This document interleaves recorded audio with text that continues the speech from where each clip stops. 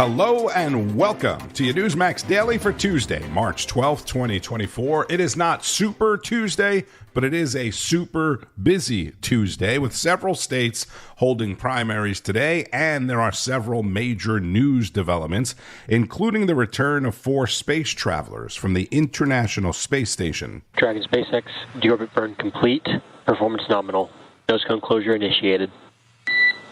Dragon splashdown. SpaceX copies, see the same. The SpaceX Dragon capsule splashing down safely in the Gulf of Mexico early this morning after the space travelers spent nearly 200 days in space. And following this weekend's rallies, voters in Georgia going to the polls today for primary day in the battleground state that played a huge role in the battle over the 2020 election and will likely do so again come November. Mississippi and Washington State also holding their primaries today. Hawaii's holding a Republican caucus. Mississippians also voting for all 4 U.S. House seats and 1 U.S. Senate seat. Some of those are uncontested, but we'll be keeping an eye on it. In Washington, D.C., meanwhile, the big story. Robert Hur, the special counsel in the Biden classified documents case, is testifying before the Republican-led House Judiciary Committee about his investigation into Biden's mishandling of classified documents. You'll remember his report last month. He didn't bring charges against the president, saying despite there was evidence, because a jury would be sympathetic seeing Joe as an elderly man with a poor memory. This is former U.S. Attorney for D.C., Joe DiGenova, and attorney Victoria Toensing on American Agenda. He was the man that blew the lid on Joe Biden. Well, I don't think he blew the lid. The first man to put it from the government on paper here. What do you think's going to happen? Well, Mr. Hur is going to reiterate what he said in his report, that our current president, President Biden, is a criminal, that he violated the Espionage Act multiple times over the last 40 years, that he illegally possessed documents, he violated the law, but that he's too mentally incompetent to stand trial, but apparently competent enough to be president of the United States. So we basically have a fully certified incompetent crook in the White House. Wow. What do you think, Vic? Well, just to make it clear, because Hur is a political animal, he went after Trump in his report. Not for 1 second, not one document was Joe Biden ever allowed to have in his possession until he was president of the United States. Unlike Donald Trump, who under the Presidential Records Act was allowed to have records and negotiate which ones he got to keep. So I would ask him, and the Republicans are generally not too good at cross-examination, but I would ask him, why is it that you're not charging Joe Biden, not now while he's president, but at least leave it open for later after he isn't president? Because I was a drug prosecutor. If somebody had cocaine, that was per se illegal. It was per se illegal for Joe Biden to have one document. And he had hundreds in various places. Veteran attorneys Victoria Toensing, as she said, a former prosecutor, and Joe DiGenova. Keep in mind now, Donald Trump faces 40 felony counts in his classified documents case. Not 1, 2, 3, or 4, 40 felony counts. One of those being his failure to comply or cooperate, which is the point that Democrats bring up all the time, that Joe Biden cooperated. Okay, so there's 39 other felony counts. The other part of the questioning is on Joe Biden's mental health. And Mr. Hur is testifying now as a private citizen after stepping down yesterday when the Department of Justice said that his work with them was finished. Tennessee Congressman Tim Burchett, one of the Republicans seen having some interaction with President Biden last week during the State of Disunion. He spoke about it with Bianca De La Garza on Newsline. Well, was it intelligent conversation? Could you understand what he was saying? Obviously, the big lead up to this was about how energetic he was, and you got him right at the beginning. Yeah. Well, I'll leave that up to the medical professionals, but no, ma'am, I don't think he's with it. I think his cognizant level is declining. He does things, and mannerisms are such that are they remind me of my father in a veterans nursing home. Daddy was a war hero, and he'd had some massive strokes, but some of the mental issues there, I think, they're evident to everybody. Nobody's hiding it. Nobody, only if you talk to Democrats one-on-one, they'll tell you what they think. You talk to medical professionals, they know what they think. But, it's just, but his politics are still hardcore. Like with Israel. Let's get into that. Into that because, and I hear you're sighing because the world is in such a perilous place. The hot mic moment after the State of the Union, he said that he and Netanyahu would have a come to Jesus moment. Here we are, the first night of Ramadan, where Hamas has already been on the record saying they will escalate during the holy month. Netanyahu, the IDF, they've dropped leaflets. They've tried to, put in humanitarian aid when they can without making sure weapons are getting in. Yes, ma'am. President Biden seems to be reversing everything on our biggest ally. Well, they are. It's talking out of both sides of his mouth. He's funding both sides of this war by relieving Iran of any sanctions on their oil, billion-dollar profits. Gaza, of course, is controlled by Hamas, a group that the people in Gaza voted in power, and their leadership is over in Qatar, or whatever you want to call it. They're all billionaires.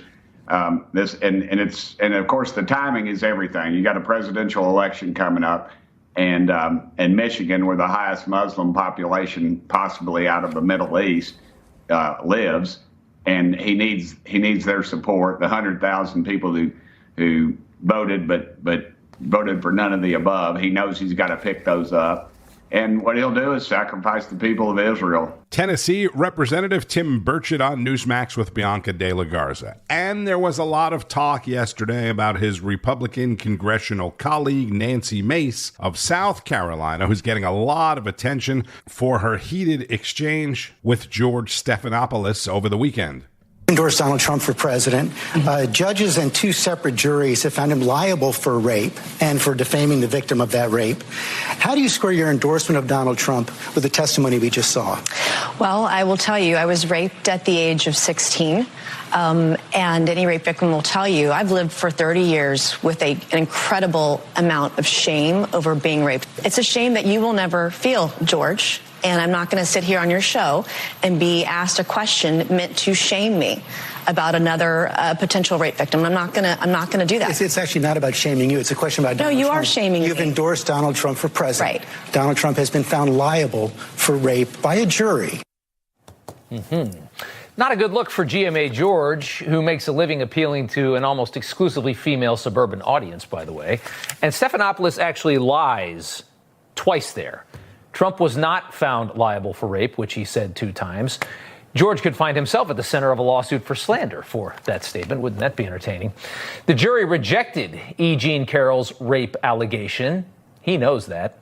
And found Trump liable for a much lesser degree of sexual abuse from a sex-obsessed woman who thinks rape is sexy, can't remember the year that she was raped, and has been laughing and bragging about her lawsuit for the past couple of months, including going on television. When Stephanopoulos' former boss, Bill Clinton, was accused of rape in the early 1990s by Juanita Broaddrick and accused of sexual assault by Paula Jones in 1994, Stephanopoulos was much different on the subject. He did everything in his power to discredit those allegations, dismissing Clinton's accusers as bimbos, he called them, multiple times in his 1999 book, All Too Human. That is Rob Schmitt, host of the very popular Schmitt Tonight, who also spoke with Congressman Nancy Mace. It's good to have you on. Quite a moment on Sunday between you and one of the fiercest defenders of former President Bill Clinton. That's right. It was an outrageous moment this weekend or yesterday with George Stephanopoulos trying to bully me and shame me as a survivor of rape over my support for Donald Trump, and I thought it was disgusting. You know, it's interesting because Clinton's accusers are all bimbos, according to his book, but not E. Jean Carroll, who, has so many problems with the story that she alleges. Not even a jury bought the rape allegation, a civil jury, I should say. There's never been criminal charges around this. You have a woman that's, spent her entire life writing about sex. She says she invited the former president into a dressing room with her. She can't remember the year, let alone the month of her alleged rape, and has said that rape is sexy. And that, to George Stephanopoulos, is all very credible. But the claims against Joe Biden, against Bill Clinton when he worked for Bill Clinton, he either doesn't cover those or he admonishes them. Right. And it made me feel, walking off the set yesterday, that, rape is bad unless you're a Republican, and a conservative Republican at that. And then in this case, the gloves are off and you should be bullied and be shamed. But the other thing that I didn't like about the E.G. and Carroll situation, I want to be real sensitive to any woman that has ever been sexually assaulted, ever been raped. I am a survivor, and I know how incredibly difficult that journey is. But the other thing is that she mocked rape. She made fun of it. When she talked about the judgment she was getting, she joked about it live on national TV, talking about all the things she was going to buy. Well, I'm a victim. Rape is serious. Rape is not a joke. Rape is not funny. And it shouldn't be laughed about in front of other people, because it makes it so much harder for victims to come forward and tell their stories because of the way that they're judged, the way that rape can be mocked by others. Like, it just makes it so much more difficult for us to tell our stories. And I got to tell you, it was really painful for me, because George Stephanopoulos, he has not been in this journey. He doesn't know about the shame of being raped. And I was raped 30 years ago at the age of 16 by a high school classmate of mine.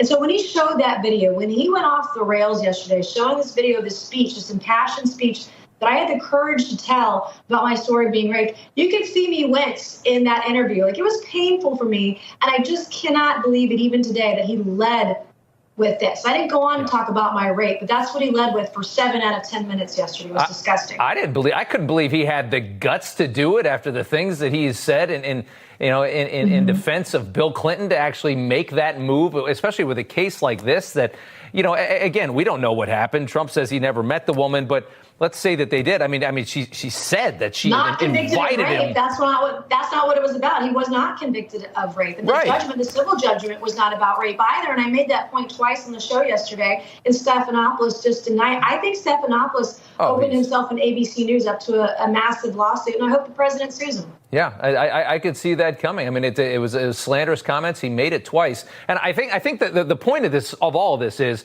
this guy's been a host at ABC News for more than 25 years. But he's still at his core a political actor. Rob Schmitt, host of Rob Schmitt Tonight, with South Carolina Congresswoman Nancy Mace. And let's go from the House of Representatives to the Senate. New Jersey Senator Bob Menendez, a Democrat whose daughter works at MSNBC, by the way, yesterday pleading not guilty again in a new indictment charging him with obstruction of justice. Menendez has been battling all kinds of allegations of bribery, cars, gold bars, vacations, etc. And this recent case isn't the first one either. Back to American Agenda with Bob Brooks and Katrina Zish. Joe, let's start with you. As a former U.S. attorney, how do you expect the senator's case to play out? Well, the Southern District of New York is where the senator was indicted.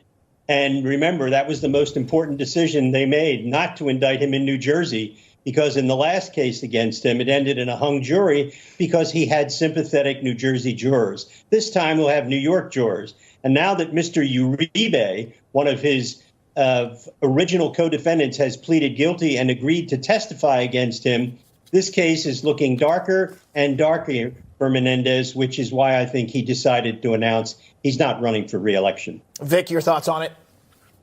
Well, I think I'm going to make a political point because I did work in the Senate. It's interesting. These dumb Republicans in the House had to vote out George Santos because he was so corrupt. And the Republicans are saying nothing in the Senate. And actually, for the first time, I think they're doing a smart thing, because if they tried to oust Menendez, the Democratic governor of New Jersey would just appoint his wife to take his place because she wants to run for the seat. Yes, he sits there like Menendez sits there like a festering sore. So it's actually better for the Republicans to have him there with Schumer just saying he hasn't lived up to our standards. That of course is not a standard at all. Yeah, we'll see what happens here. Again, that's former state attorney for Washington, D.C., Joe DiGenova, and attorney Victoria Toensing. Housing and Urban Development Secretary Marcia Fudge stepping down from her post, saying yesterday that after decades of public service, 5 decades to be exact, 50 years, she's finally retiring and going to return to her home state of Ohio. Fudge's last day on the job will be March 22nd. And Democrats are freaking out because California Democrat Katie Porter, who lost her bid for the Senate in last week's primary election to Adam Shifty Schiff, said the California Senate contest was rigged. Well. Porter saying billionaires spent $10 million on attack ads against her. And by rigged, she means that it's rigged by billionaires and that our politics are in fact manipulated by big dark money. This coming from Democrat Katie Porter. And she says defending democracy means calling out that stuff. Senate candidate Adam Schiff and other Democrats have said plainly that that sounds a lot like Donald Trump and Republicans, which is why they don't like it. My. And by now you've heard that the commander of the NYFD, the New York Fire Department, wants to punish the firefighters who booed Attorney General Letitia James at an event last week and chanted Trump, Trump, Trump. Commander Laura Kavanaugh, who was appointed by liberal mayor Eric Adams and never even was a firefighter herself, ordered the department to hunt down these thugs who risk their lives every day for other people, but now is walking it back just a bit, encouraging those involved to turn themselves in. We take a closer look with National Report. Andrew Ansbro is the president of Uniformed Firefighters Association, represents 20,000 active duty and retired New York City firefighters.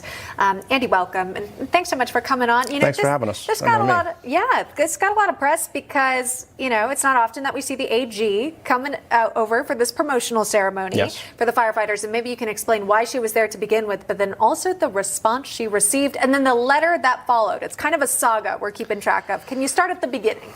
Right. Well, the Attorney General was there because a friend of hers was getting sworn in as a department chaplain. I have a relationship with the Attorney General. We're very friendly. It's unfortunate that members booed, but again, they didn't understand the purpose that she was there for, and they saw her attendance was kind of political, and they responded in kind. These events tend to have a carnival atmosphere. I mean, if you listen to the tape, someone blows an air horn, which people even laugh when it happens. Unfortunately, things might have got out of hand, but the fact that the department is now looking at disciplinary matters now is just absurd. Why do you think that there is this recourse here and this education, and they're trying to find these people so that they can educate them on the type of protocol? You say that this hasn't really happened very often in years past. Why do you think that Well, there have been now? plenty of incidents in other events over the years, and for them to go after members now is disingenuous. They're asking members to turn themselves in or they will be hunted down. At this point in time, I don't even know what they would charge them with. But I do know in our regulations we have something called failure to supervise. And at no point in time did I see any of the department brass get up and attempt to gain control of the situation. We have a saying that you learn in the academy. It's called lock it up. And when an officer says that, you settle yourself down. At no point in time did that ever happen. It's disingenuous for later on in the day or in the days following for them to turn around and call the dogs on everyone. They got to look at themselves and see, did they do what was right at that time? And the answer is no. Yeah, because they came out with the letter at least a few days after the ceremony took place. I think we've got a little bit more of it, saying here that members have a right to political beliefs, but you don't have a right to make a job-related ceremony political in nature. When you're not on duty, feel however you want about politicians, do it on your own time. So I guess from the letter, Andy, is where they take issue with the fact that this was a ceremony in nature, but absolutely understandable. But if it took them a long time afterwards to figure out what went wrong and they didn't see it in the moment and deal with it, maybe we can have a talk about it. But discipline, I don't think that's necessary. Would they be getting education if they were chanting Biden, Biden, Biden in that? I find that unlikely, but we have all types in our union. But there are Democrats, there are Republicans. We represent 20,000 people of all varying backgrounds. I think people reacted to her being there, and not in a way that I thought was respectful, but people are going to behave in the carnival atmosphere at those events. It happens all the time. Andrew Ansbro, president of the Uniformed Firefighters Association, people are going to behave in a carnival type of atmosphere at those events. Quote, unquote. It happens all the time, he said. So as ridiculous as this is, the fact that he says it happens all the time makes it even that much more ridiculous. If it happens all the time at this carnival-like atmosphere, then what's the difference now? You know what the difference is. Trump, Trump, Trump. On a final note, this Tuesday, today is National Working Moms Day, established in 1983 by the American Business Women's Association, and it's National Girl Scout Day. The Girl Scouts came into existence in 1912, founded by Juliet Daisy Gordon Lowe in Savannah, Georgia, and now have more than 3.7 million members worldwide. It's estimated that in more than 100 years, more than 50 million girls and women have been involved with the Girl Scouts. On Wall Street, stocks are in the green after this morning's much-anticipated consumer price index for February, coming in pretty much where it was expected, up 0.4% and up 3.2% from a year ago. So from last February, you're paying 3.2% more, which was like 4% more than the February before that. Keep up with all the news all day, today, and every day on Newsmax. It is available on most major cable systems like AT&T, Comcast, DirecTV, Dish, Mediacom, Spectrum, Hotwire, and many others. And make sure you're getting the new Newsmax Plus. Go to newsmaxplus.com. If you don't have it, get signed up. You can get a free trial. It includes all of your favorite shows and hosts. Again, that's newsmaxplus.com. Thank you for checking out the Newsmax Daily Podcast. I'm Tony Marino. Check out some of the other great Newsmax podcasts as well at newsmax.com/podcasts or wherever you get your podcasts. And don't forget, you can also find it on the Newsmax Rumble and YouTube page as well. Enjoy the rest of your day and keep on fighting the good fight. News breaks every minute, every day. You need the app, the Newsmax app. Find it free on your smartphone store. Then watch us anytime, anywhere.